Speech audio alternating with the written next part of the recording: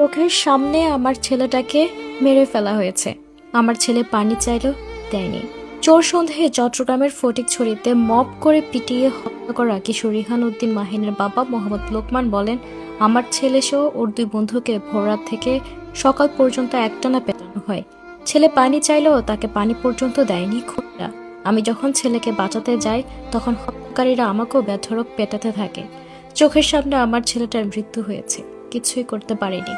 শনিবার 23 আগস্ট আহাজারি করতে করতে এসব কথা বলেন তিনি।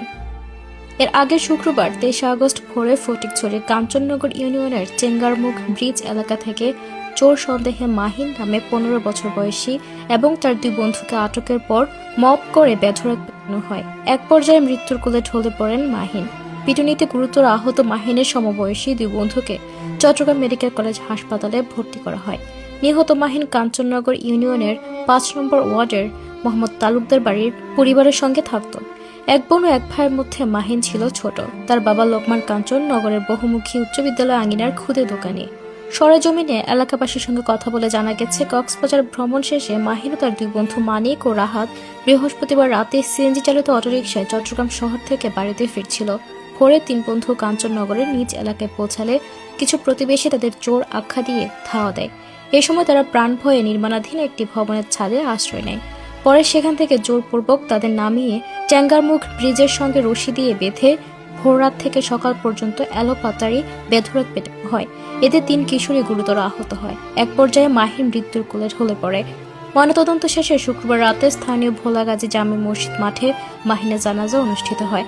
জানাজায় অংশ নেওয়া লোকজন এমন হৃদয় বিতরক ঘটনায় দোষীদের সর্বোচ্চ সাজা দাবি করেন। পরে সামাজিক কবরস্থানে মাহিনকে দাফন করা হয়। এই ঘটনায় তার মা খাদিজা বেগম বাদী হয়ে ফটিকছড়ি থানায় 5 জনের নাম উল্লেখ করে অজ্ঞাত পরিচয় আরো 15 জনের বিরুদ্ধে ফটিকছড়ি থানায় মামলা করেন। এই মামলায় এখন পর্যন্ত 2 জনকে গ্রেপ্তার করা হয়েছে। শনিবার মাহিনদের বাড়িতে গিয়ে দেখা যায় স্বজনদের আহাজারিতে ভারী হয়ে আছে চারপাশ। 15 বছরের ছেলেকে হারিয়ে পাগল প্রায় তার মা খাদিজা বেগম। এর আগে শুক্রবার রাতে তিনি সাংবাদিকদের বলেন, আমার ছেলেকে শত্রুতা করে পিটিয়ে হত্যা করেছে। মাইজপাড়া ছেলেদের সঙ্গে বাহিনীর বন্ধুত্ব সহ্য করতে না পেরে এমন ঘটনা ঘটিয়েছে খুনিরা। আমার ছেলে হত্যার বিচার হতে হবে খুনিদের ফাঁসিতে ঝুলিয়ে, না হলে আমি আর আমার স্বামী বিষ নিয়ে বিচারকের সামনে যাব এবং সেখানে বিষ পান করে নিজেদেরকে শেষ করব। ছেলে ছাড়া আমাদের জীবন এখন মূল্যহীন। কাঞ্চননগর ইউনিয়নের 5 নম্বর ওয়ার্ডের সদস্য আব্দুল কাদের বলেন, হৃদয় বিতরক এই ঘটনায় সমগ্র ফটিকছড়ি শোকস্তব্ধ। চোর সন্দেহে মাহিন এবং তার দুই বন্ধুকে পেটানো হলো, আসল রহস্য কি তা খুঁজে বের করা খুবই জরুরি। ফটিকছড়ি থানার ওসি নূর আহমদ বলেন, ঘটনার খবর শুনে পুলিশ হতাহতদের উদ্ধার করে এবং তাৎক্ষণিক 2 জনকে গ্রেপ্তার করা হয়। বাকি আসামিদের গ্রেপ্তারের অভিযান অব্যাহত রয়েছে। যেহেতু হতাহত এবং ঘাতকরা একই ইউনিয়নের বাসিন্দা আর পরিচিত মুখ, কিশোরদের কি কারণে এভাবে পেটানো হচ্ছে তা খতিয়ে দেখা হচ্ছে। দোষীরা ছাড় পাবে না। মব সৃষ্টি করে কিশোরকে হত্যা খবর শুনে ফটিকছড়ি উপজেলা নির্বাহী কর্মকর্তা মোজাম্মেল হক চৌধুরী, সহকারী কমিশনার নজরুল ইসলাম সহ প্রশাসনিক কর্মকর্তারা শুক্রবার বিকেলে ঘটনাস্থল পরিদর্শন করেন।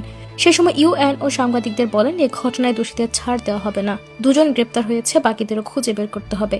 রাষ্ট্র ক্ষতিগ্রস্ত পরিবারগুলো পাশে আছে, মব সৃষ্টি করে কেউ পার পাবে না।